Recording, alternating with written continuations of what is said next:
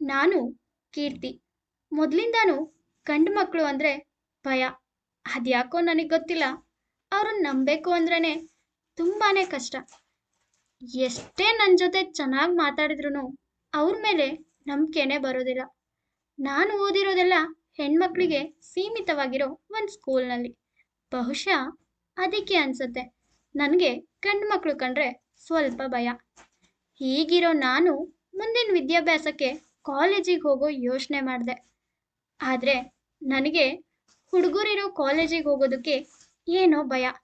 ಮನೇಲಿ ಎಷ್ಟೇ ಹೇಳಿದ್ರು ನನ್ನ ಮಾತು ಯಾರೂ ಕೇಳ್ದೇನೆ ಕೋ ಎಜುಕೇಷನ್ ಇರೋ ಕಾಲೇಜಿಗೆ ಸೇರಿಸ್ಬಿಟ್ರು. ಏನು ಮಾಡೋದು, ಓದಲೇಬೇಕಲ್ವಾ? ಹಾಗಾಗಿ ಕಾಲೇಜ್ ಕಡೆ ಪಯಣ ಬೆಳೆಸ್ದೆ. ಕಾಲೇಜಿಗೆ ಹೋದ ಮೊದಲನೇ ದಿನವೇ ಪರಿಚಯ ಆದವರು ಅರ್ಜುನ್. ಅವತ್ತು ನನಗೆ ಕಾಲೇಜಿನ ಮೊದಲನೇ ದಿನ. ತುಂಬ ಭಯದಲ್ಲೇ ಕ್ಲಾಸ್ ರೂಮಿನ ಡೋರ್ ಬಳಿ ಹೋದೆ. ಓಯ್, ಯಾರೋ ಇದು? ಗೌರಮ್ಮ ನಮ್ಮ ಕಾಲೇಜಿಗೆ ಬಂದಿದ್ದಾಳೆ. ಆ ಧ್ವನಿ ಯಾರ್ದು ಅನ್ನೋದು ನನಗೆ ಗೊತ್ತಿರಲಿಲ್ಲ. ಆದರೆ ಅವನು ಯಾಕೆ ಹಾಗೆ ಹೇಳ್ದ ಅನ್ನೋದನ್ನು ಮಾತ್ರ ಸ್ಪಷ್ಟವಾಗಿ ನನಗರ್ಥ ಆಯಿತು. ಅವತ್ತು ನಾನು ಹಸಿರು ಬಣ್ಣದ ರವಿಕೆ ಗುಲಾಬಿ ಬಣ್ಣದ ಲಂಗ, ಅದಕ್ಕೆ ಹಚ್ಚ ಹಸಿರು ಬಣ್ಣದ ದವಣಿ ಹಾಕಿದ್ದೆ. ತಲೆಗೆ 2 ಮಣ ಮಲ್ಲಿಗೆ ಹೂವು ಮುಡಿದು ಎರಡೂ ಕೈಗಳಿಗೂ 2 ಡಜನ್ ಹಸಿರು ಬಳೆ ಇಟ್ಟಿದ್ದೆ. ಜೊತೆಗೆ ಕಾಲಿಗೆ ಗೆಜ್ಜೆ, ಕತ್ತಿಗೆ ಸರ, ಇಷ್ಟೆಲ್ಲ ಹಾಕಿಕೊಂಡು ಸೇಮ್ ಮಹಾಲಕ್ಷ್ಮಿ ಹಾಗೇನೆ ಕ್ಲಾಸಿಗೆ ಹೋಗಿದ್ದೆ. ಅವನು ಇದೇ ಕಾರಣಕ್ಕೆ ನನಗೆ ಹಾಗೆ ಹೇಳಿರೋದು ಅನ್ನೋದು ನಾನು ಮನವರಿಕೆ ಮಾಡಿಕೊಳ್ಳುವಷ್ಟರಲ್ಲಿ ಮತ್ಯಾರದು ಧ್ವನಿ ಕೇಳಿಸಿತು. ನಮ್ಮ ಕಾಲೇಜಿನಲ್ಲಿ ಅರೆಬರೆ ಬಟ್ಟೆ ಮಾತ್ರ ಹಾಕೊಂಡು ಬರುವವ್ರನ್ನ ನೋಡಿದ್ದೆ ಮಚ್ಚ. ಆದ್ರೆ ಇದ್ಯಾರೋ ಗೌರಮ್ಮನ ಹಾಗೆ ಬಂದಿರೋಳ್ನ ಇವಾಗ್ಲೇ ನೋಡ್ತಾ ಇರೋದು. ಅವಳು ಅಮ್ಮನ ಮಗಳು ಅನ್ಸತ್ತೆ. ಮಗಳಿಗೆ ದೃಷ್ಟಿ ಆಗ್ಬಾರ್ದು ಅಂತ ದೃಷ್ಟಿ ಬಟ್ ಕೂಡ ಇಟ್ಟು ಕಳಿಸಿದ್ದಾರೆ ನೋಡು. ಅವನು ಮಾಡುತ್ತಿರುವ ವಿವರಣೆ ಕೇಳಿ ನನಗೆ ನಗು ಬಂತು. ಏಕೆಂದರೆ ದೃಷ್ಟಿ ಬಟ್ಟು ಇಡುವ ಅವಶ್ಯಕತೆ ನನಗಿರಲಿಲ್ಲ.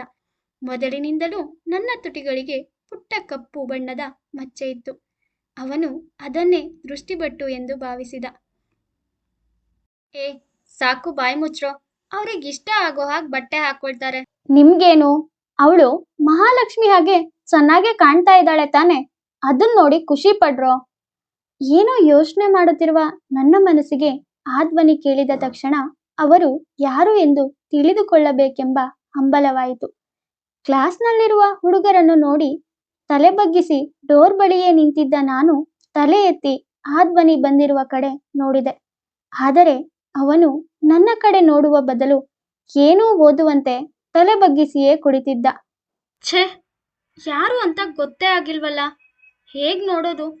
ಸ್ವಲ್ಪ ತಲೆ ಎತ್ತಿ ಕೂತಿದ್ರೆ ಯಾರು ಅಂತ ಗೊತ್ತಾಗ್ತಾ ಇತ್ತು. ಇವನೇನು ಹೆಣ್ಮಕ್ಳ ಹಾಗೆ ತಲೆ ಬಗ್ಗಿಸಿ ಕೂತ್ಕೊಂಡಿದ್ದಾನಲ್ಲ, ಅದೇನ್ ನಾಚಿಕೆನೋ ಏನೋ. ಆದ್ರೂ ಒಂದ್ಸಾರಿ ನಾನು ಅವನ ಮುಖ ನೋಡ್ಲೇಬೇಕು ಅನ್ನಿಸ್ತಿದೆ. ಹೀಗೆ ಮನಸ್ಸಲ್ಲೇ ಗೊಣಗುತ್ತಾ ನಿಂತಿದ್ದೆ.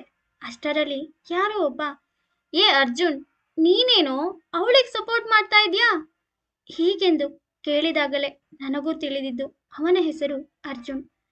ಆ ಧ್ವನಿ ಕೇಳಿ ಅರ್ಜುನ್ ಮತ್ತೆ ನನ್ನ ಕಡೆ ತಿರುಗಿ ನೋಡಿದ.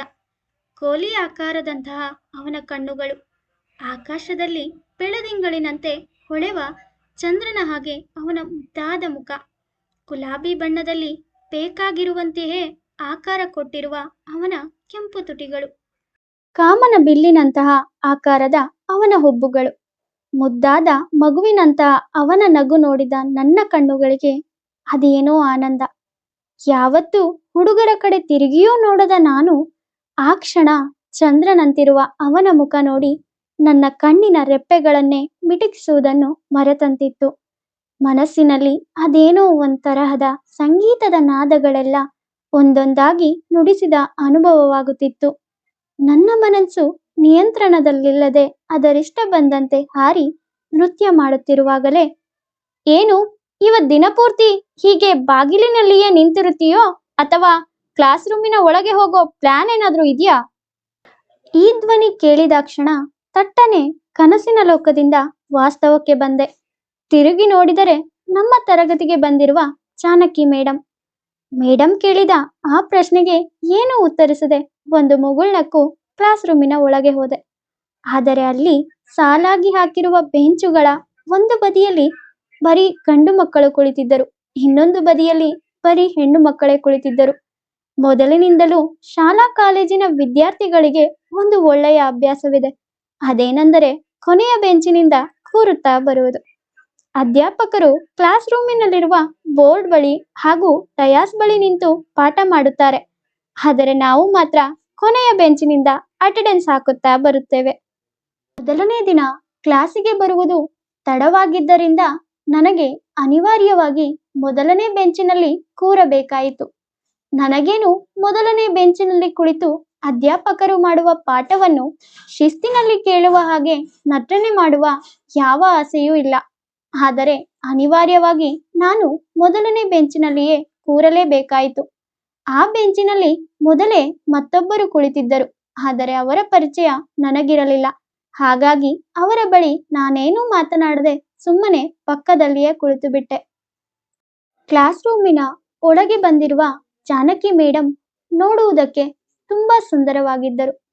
ನನ್ನ ಹಾಗೆಯೇ ಸೀರೆ ಉಟ್ಟು, ಕೈಗೆ ಬಳೆ ಹಾಕಿ, ಕತ್ತಿಗೆ ಅವರ ಗಂಡ ಕಟ್ಟಿರುವ 2 ಎಳೆಯ ಬಂಗಾರದ ಮಾಂಗಲ್ಯ ಸರ, ಕಾಲು ಬೆರಳುಗಳಿಗೆ ಬೆಳ್ಳಿಯ 6 ಸುತ್ತಿನ ಕಾಲುಂಗುರ ಹಾಕಿದ್ದರು. ಹಣೆಗೆ ಕೆಂಪು ಬಿಂದಿ, ತೆಳು ನೀಲಿಯ ಸೀರೆ. ಮಲೆನಾಡಿನ ಸಂಸ್ಕೃತಿಯುಳ್ಳ ಹೆಣ್ಣು ಮಕ್ಕಳಲ್ಲಿ ಅವರು ಒಬ್ಬರಾಗಿ ಕಾಣುತ್ತಿದ್ದರು. ಅವರು ಹೆಣ್ಣು ಮಕ್ಕಳ ಮನಸ್ಸನ್ನು ಕದ್ದಿರುವುದಲ್ಲದೆ ಗಂಡು ಮಕ್ಕಳ ಓರೆಗಣ್ಣಿನ ನೋಟಕ್ಕೂ ಗುರಿಯಾಗಿದ್ದರು. ಅದೇನೋ ತಿಳಿಯದು ಗಂಡು ಮಕ್ಕಳು ಒಮ್ಮೊಮ್ಮೆ ಅಧ್ಯಾಪಕರನ್ನು ಬಿಡುವುದಿಲ್ಲ. ಅವರ ಅಂದವನ್ನು ನೋಡಿ ಹೊಗಳುತ್ತಾ ಇರುತ್ತಾರೆ. ಮನಸ್ಸಿನಲ್ಲಿ ಯೋಚಿಸುತ್ತಿರುವಾಗಲೇ ಜಾನಕಿ ಮೇಡಂ ತಟ್ಟನೆ ನನ್ನ ಕಡೆ ತಿರುಗಿ, hey, tell me what is biology ಎಂದು ಕೇಳಿಯೇ ಬಿಟ್ಟರು. ಸ್ವಲ್ಪವೂ ಇಂಗ್ಲಿಷ್ ಮಾತೇ ಆಡದಿರೋ ನನಗೆ ಅವರ ಇಂಗ್ಲಿಷ್ ಭಾಷೆ ಕೇಳಿ ತಬ್ಬಿಬ್ಬಾದೆ. ಏನು ಹೇಳಬೇಕೆಂದು ತಿಳಿಯದೇನೆ ಅದು ಅದು ಅದು ಮೇಡಂ ಎಂದೆ. ಅಷ್ಟರಲ್ಲಿಯೇ ಟೆಲ್ ಮಿ ಓನ್ಲಿ ಇಂಗ್ಲಿಷ್ ಎಂದು ಗದರಿ ಹೇಳಿಯೇ ಬಿಟ್ಟರು. ನಾನು ಅವರ ಮಾತು ಕೇಳಿ ಇನ್ನೂ ಗಾಬರಿಯಾದೆ. ಬ ಬಯೋಲಜಿ ಬಯೋಲಜಿ ಬ ಬಯೋಲಜಿ ಎಂದು 3 ಬಾರಿ ಹೇಳಿದೆ. ನಾನು ತಡವರಿಸುವುದನ್ನು ನೋಡಿ, ಹಾ ಹಾ ಗೊತ್ತಾಗ್ತಾ ಇದೆ, ಕುತ್ಕೋ, ನಿನಗೆಷ್ಟು ಇಂಗ್ಲಿಷ್ ಮಾತಾಡೋದಕ್ಕೆ ಬರುತ್ತೆ ಅಂತ. ಜಾನಕಿ ಮೇಡಂ ನನಗೆ ಇಂಗ್ಲಿಷ್ ಬರುವುದಿಲ್ಲ ಅಂತ ತುಂಬಾ ವ್ಯಂಗ್ಯವಾಗಿ ಹೇಳಿರುವುದರಿಂದ ಕ್ಲಾಸ್ನಲ್ಲಿರುವ ಎಲ್ಲರೂ ಕಿಸಿಕಿಸಿ ಎಂದು ನಕ್ಕರು. ನನಗೆ ತುಂಬಾನೇ ನಾಚಿಕೆಯಾಯಿತು.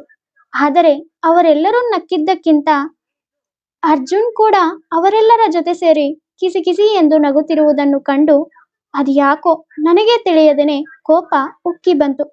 ಅವಾಗ್ಲೇ ದೊಡ್ಡದಾಗಿ, ಹೇ ಪಾಪ, ಸುಮ್ನಿರು ಅಂತ ಹೇಳ್ದ. ಇವನ್ ಹೇಳಿದ್ ಕೇಳಿ ತುಂಬಾ ಒಳ್ಳೆಯವನು ಅನ್ಕೊಂಡೆ.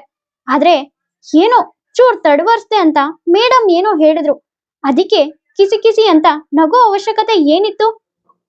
ಎಲ್ಲರೂ ಒಂದೇ, ನಾನೇನು ಮಾಡ್ಲಿ? ಇವರೆಲ್ಲ ಇರೋ ಹಾಗೆ ಇಂಗ್ಲಿಷ್ ಮೀಡಿಯಂನಲ್ಲಿ ಓದಿದಿನಾ? ಇಲ್ಲ ತಾನೆ. ಸರ್ಕಾರಿ ಶಾಲೆನಲ್ಲಿ ಕನ್ನಡನ ಇಷ್ಟಪಟ್ಟು ಓದಿರೋಳ್ ನಾನು.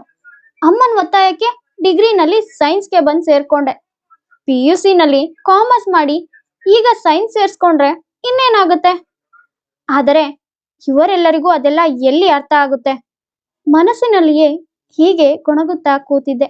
ಅಷ್ಟರಲ್ಲಿ ಮೊದಲ ತರಗತಿ ಮುಗಿದು ಟಣ್ ಟಣ್ ಎಂದು ಬೆಲ್ಲಾಗಿರುವ ಸದ್ದಾಯಿತು. ಆ ಸದ್ದಿಗೆ ತಟ್ಟನೆ ಎಚ್ಚರಗೊಂಡಂತಾದೆ. ನೋಡಿದರೆ ತರಗತಿಯಲ್ಲಿ ಯಾರೂ ಇರಲಿಲ್ಲ. ನಾನು ಮತ್ತೆ ನನ್ನ ಪಕ್ಕದಲ್ಲಿಯೇ ಇರುವ ಸ್ನೇಹ ಮಾತ್ರವೇ ಇಡೀ ತರಗತಿಯಲ್ಲಿದ್ದೆವು. ಇಬ್ಬರು ಪರಿಚಯವಾಗಿ ಕ್ಲಾಸ್ ರೂಮಿನಿಂದ ಹೊರಗೆ ಬಂದೆವು.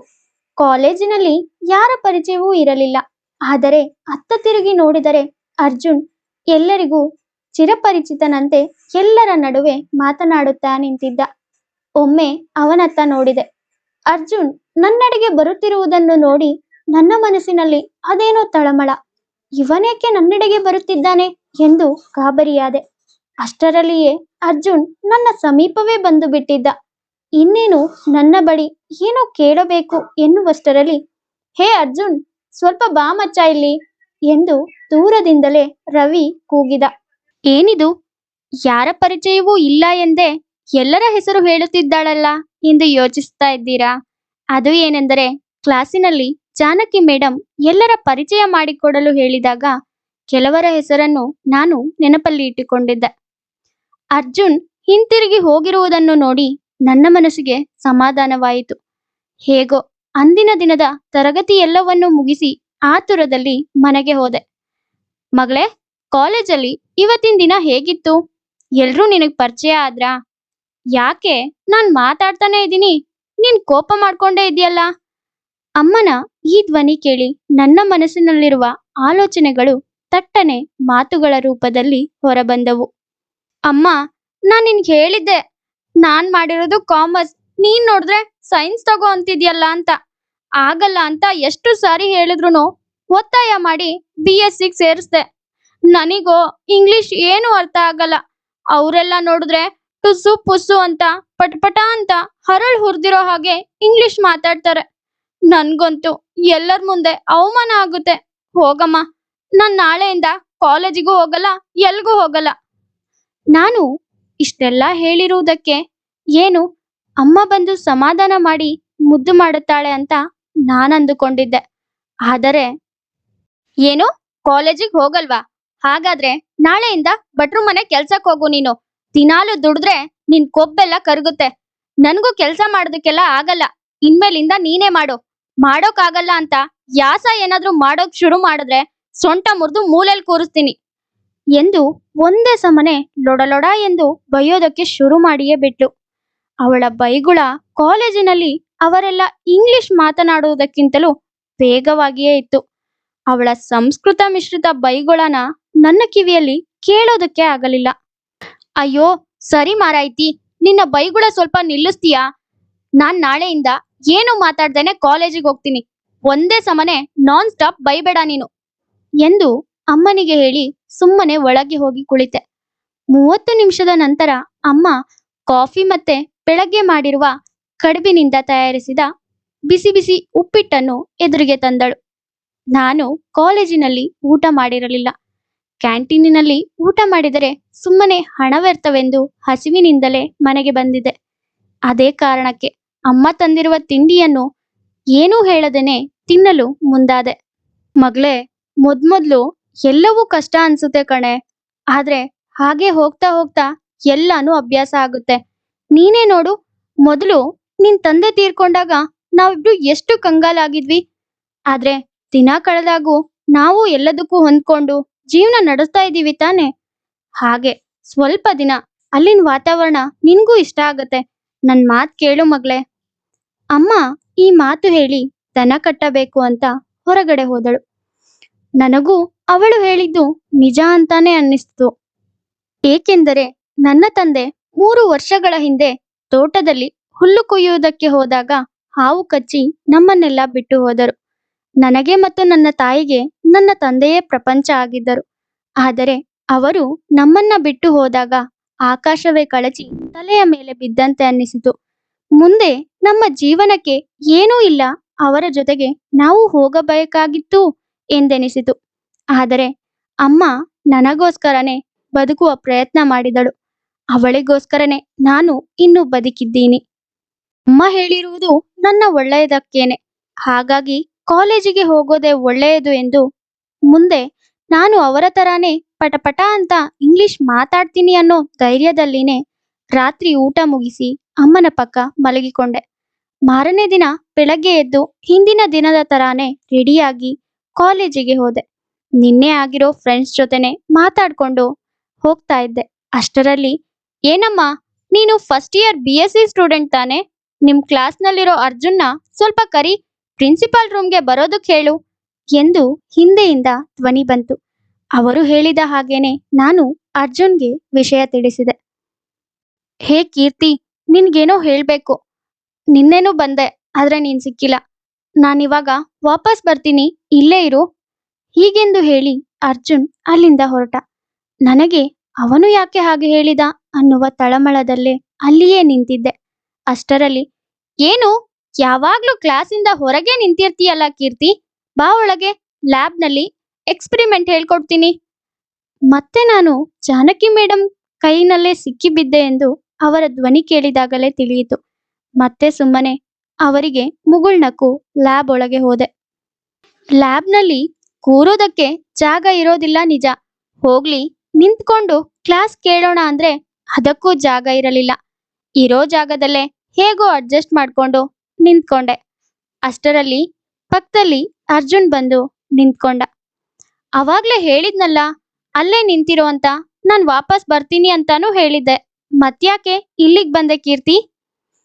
ಅದು ಅದು ಅರ್ಜುನ್ ಮೇಡಮ್ ಒಳಗ್ ಬರೋದಕ್ ಹೇಳಿದ್ರು, ಹಾಗಾಗಿ ಒಳಗ್ ಬಂದೆ. ಓ ಹೌದಾ, ಸರಿ ಬಿಡು. ಅದೇನಂದ್ರೆ ನಿನ್ನೆ ಮೇಡಮ್ ಕ್ಲಾಸ್ನಲ್ಲಿ ಸ್ವಲ್ಪ ಇನ್ಸಲ್ಟ್ ಮಾಡಿದ್ರಲ್ವಾ, ಅದರಿಂದ ಎಲ್ರೂ ನಗ್ತಾ ಇದ್ರು. ಹಾಗಾಗಿ ನಾನು ನಗಾಡ್ದೆ. ಅದು ನೋಡಿ ನಿನಗ್ ಬೇಜಾರಾಯ್ತು ಅನ್ಸತ್ತೆ. ನಿನಗ್ ಬೇಜಾರಾಗಿದ್ರೆ ಐ ಆಮ್ ರಿಯಲಿ ಸಾರಿ. ಹೇ, ಹಾಗೆಲ್ಲ ಏನೂ ಇಲ್ಲ. ಪರವಾಗಿಲ್ಲ ಬಿಡು ಅರ್ಜುನ್. ಹಾಗಾದ್ರೆ ಇವತ್ತಿಂದ ನಾವಿಬ್ರು ಫ್ರೆಂಡ್ಸ್ ಆಗೋಣವಾ ಕೀರ್ತಿ? ನನ್ನ ಹಾವಭಾವ ನೋಡಿ ನನಗ್ ಬೇಜಾರಾಗಿದೆ, ಕೋಪ ಬಂದಿದೆ ಎಂದು ತಿಳಿದುಕೊಳ್ಳುವ ಅವನ ಗುಣ ನನಗೆ ಇನ್ನೂ ಇಷ್ಟವಾಯಿತು. ಹಾಗಾಗಿ ನನಗೇ ತಿಳಿಯದೇನೆ ಅವನ ಗೆಳೆತನಕ್ಕೆ ಸಮ್ಮತಿ ನೀಡಿದ್ದೆ. ನನ್ನ ಮನಸ್ಸಿನಲ್ಲಿ ಅವನು ಅಂದ್ರೆ ಯಾವುದೋ ಹೊಸ ಫೀಲಿಂಗ್. ಹಾಗಿರುವಾಗ ಅವನೇ ನನ್ನ ಫ್ರೆಂಡ್ಶಿಪ್ನ ಕೇಳಿದ್ದಕ್ಕೆ, ಹುಟ್ಟದಾಗಿಂದಾನು ಕಣ್ಣೇ ಕಾಣದೇ ಇರೋ ಒಬ್ಬ ವ್ಯಕ್ತಿಗೆ ಸಡನ್ ಆಗಿ ಯಾರೋ ಕಣ್ಣು ದಾನ ಮಾಡಿ ಕಣ್ ಬಂದಾಗ ಖುಷಿಯಾಗತ್ತಲ್ಲ, ಹಾಗೆ ನನಗೂ ಕೂಡ ಆಯ್ತು. ಅದೇನೋ ನನಗೂ ಗೊತ್ತಿಲ್ಲ, ಅವನಿಗೂ ನನ್ನ ಜೊತೆ ಮಾತನಾಡುವುದು, ಟೈಮ್ ಸ್ಪೆಂಡ್ ಮಾಡುವುದು, ಕದ್ದು ನನ್ನನ್ನು ನೋಡುವುದು ಇದೆಲ್ಲವೂ ಇಷ್ಟವಾಗಿತ್ತು. ಹಾಗಾಗಿ ದಿನಾಲೂ ಕಾಲೇಜಿನಲ್ಲಿ ಎಲ್ಲರ ಜೊತೆಗೆ ಗುಂಪಿನಲ್ಲಿರುತ್ತಿದ್ದವನು ಈಗ ಕಾಲೇಜಿನಲ್ಲಿ ಅರ್ಧ ದಿನ ನನ್ನ ಜೊತೆಯೇ ಕಳೆಯುತ್ತಾನೆ. ಏನಮ್ಮ ಯುವರಾಣಿ, ಕಾಲೇಜಿಗೆ ಹೋಗಲ್ಲ, ಬರೀ ಇಂಗ್ಲಿಷ್ ಮಾತಾಡ್ತಾರೆ, ಹಾಗೆ ಹೀಗೆ ಅಂತ ಇದ್ದೆ. ಆದರೆ ಇವತ್ತೇನು ಕಾಲೇಜಿಂದ ಮುಖಾನ ಕಮಲದ ಹಾಗೆ ಅರಳಿಸ್ಕೊಂಡ್ ಬರ್ತಾ ಇದ್ಯಾ? ಕಾಲೇಜ್ ಮುಗಿಸಿ ಮನೆಗೆ ಹೋಗುವಷ್ಟರಲ್ಲಿ ಅಮ್ಮ ಈ ವ್ಯಂಗ್ಯವಾದ ಮಾತನಾಡಿದಳು. "ಏ ಸುಮತಿ, ನನ್ಗೇನ್ ಭಯ ಅನ್ಕೊಂಡಿದ್ಯಾ? ನಿನ್ನೆ ಸುಮ್ನೆ ನಿನ್ನ ರೇಗ್ಸೋದಕ್ ಹೇಳ್ದೆ. ಆದ್ರೆ ಹೇಳಿದ್ದು ಇಂಗ್ಲಿಷ್ ನಿಜ ಬರಲ್ಲ ಅಂತ. ಹಾಗಂತ ನನಗ್ ಕಲಿಯೋದಕ್ಕೆ ಆಗೋದಿಲ್ಲ ಅನ್ಕೊಂಡಿದ್ಯಾ? ನಾನು ಯಾರು ಅಂತ ತಿಳ್ಕೊಂಡಿದ್ಯಾ? ನಾನು ನನ್ನ ಅಪ್ಪನ ಮಗಳು, ಛಲ ಬಿಡದ ಯುವರಾಣಿ. ಹಾಗೆ ಓದಿ ದೊಡ್ಡ ಕಂಪ್ನಿನಲ್ಲಿ ಕೆಲ್ಸ ತಗೋತೀನಿ, ನೋಡ್ತಾ ಇರು. ಆಮೇಲೆ ನನ್ ಮನೇಲಿ ಒಬ್ಳು ಇದ್ದಾಳೆ, ಯಾವಾಗ್ಲೂ ನನಗ್ ವಟ ವಟ ಅಂತ ಬೈತಾನೆ ಇರ್ತಾಳೆ. ಆ ಸುಮತಿಗೆ ಮೊದ್ಲು ಬುದ್ಧಿ ಕಲಿಸ್ತೀನಿ" ಹೀಗೆಂದು ಪಟಪಟ ಅಂತ ಒಂದೇ ಉಸಿರಿನಲ್ಲಿ ಉತ್ತರಿಸಿದೆ. ನನ್ನ ಈ ಮಾತುಗಳನ್ನು ಕೇಳಿ ಅಮ್ಮನ ಮುಖ ಹೂವಿನಂತೆ ಅರಳಿತು. ಸುಮ್ಮನೆ ನಕ್ಕು ನನಗೆ ಕಾಫಿ ಮಾಡಲೆಂದು ಅಡುಗೆ ಮನೆಗೆ ಹೋದಳು. ಅವಳ ಹಿಂದೆಯೇ ನಾನು ಮೆಲ್ಲ ಮೆಲ್ಲನೆ ಹೋದೆ. 3 ಕಲ್ಲಿನ ಗುಂಡಿಟ್ಟು ಹೂಡಿರುವ ಒಲೆಯಲ್ಲಿ ಬೆಂಕಿ ಸುಳಿಗಳು ತಾ ಮುಂದು ನಾ ಮುಂದು ಎಂಬಂತೆ ಮೇಲೆ ಜಿಗಿಯುತ್ತಿದ್ದವು. ಕಾಲೇಜಿನಿಂದ ಬರುವಾಗ ಮಳೆರಾಯನು ನನ್ನ ಮೈ ಸೋಕಿದ್ದರಿಂದ ಚಳಿರಾಯರು ಮೆಲ್ಲ ಮೆಲ್ಲನೆ ನನ್ನ ಮೈ ಸುತ್ತುವರೆದಿದ್ದರು. ಹಾಗಾಗಿ ಒಲೆಯ ಬಳಿ ಹೋಗಿ ಕುಳಿತೆ. ಅಮ್ಮ ಕಾಫಿ ಕೊಡುತ್ತಾ ಹೇಳಿದಳು, "ನೀನೇನು ಮಾರಾಯ್ತಿ, ಚಳಿ ನಿನ್ ಹೊತ್ಕೊಂಡು ಹೋಗುವ ಹಾಗೆ ಒಲೆ ಹತ್ರ ಕೂತಿದ್ಯಲ್ಲ, ಒಂದ್ ಕೆಲ್ಸ ಮಾಡು, ಒಲೆ ಮೇಲೆ ಕೂತ್ಕೊಂಡ್ಬಿಡು, ಅವಾಗ ಇನ್ನೂ ಬೆಚ್ಚಗಾಗ್ತೀಯ." ಅಮ್ಮ ಮತ್ತೆ ನನ್ನ ಕಾಲು ಎಳೆಯುವ ಪ್ರಯತ್ನ ಅವಳು ಮಾಡುತ್ತಲೇ ಇದ್ದಳು. ನಾನು ಕೂಡ ಅವಳ ಕಾಲು ಎಳೆಯಬೇಕೆಂದು ತೀರ್ಮಾನಿಸಿದೆ. "ಇನ್ನೇನಮ್ಮ, ನಾನು ಒಲೆ ಮೇಲೆ ಕೂರೋದಕ್ ರೆಡಿ ಇದ್ದೀನಿ. ನಾನು ಅಲ್ಲಿ ಕುತ್ಕೊಂಡ್ರೆ ನೀನ್ ಹೇಗ್ ಅಡ್ಗೆ ಮಾಡ್ತೀಯಾ? ಮನೆಯಲ್ಲಿ ಬೇರೆ ಯಾವ ಒಲೆಯೂ ಇಲ್ವಲ್ಲ?